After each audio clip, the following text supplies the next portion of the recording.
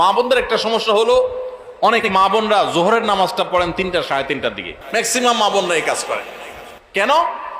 কারণ দুপুরে ওনারা রান্না বাড়া করেন, রান্না বাড়া করতে গিয়ে ওনারা শরীর ঘামায় টামায় যান, তখন শয়তান এসে মাসালা নিয়ে হাজির হয়। শয়তান ওনার মাথায় একটা মাসালা ঢুকায়। কি মাসালা ঢুকায়? বলে যে, দেখো বোন, তুমি এত কষ্ট করে এতক্ষণ রান্না বাড়া করলা, রান্নাঘরে গেছো, গরমে ঘামায়া স্যাঁতসেঁতা হয়ে গেছো, এই শরীর নিয়ে তুমি আল্লাহর সামনে কেমনে দাঁড়াইবা বলো? তো এবার বোন শয়তানরে জিগায় মনে মনে আর কি, তাহলে কি করতে হবে?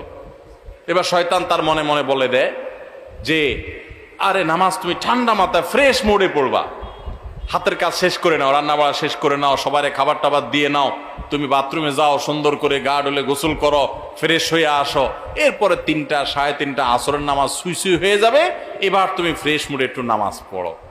কাজটা কি ভালো হইলো না খারাপ হইলো? দেখতে কিন্তু ভালো মনে হচ্ছে, তাই না?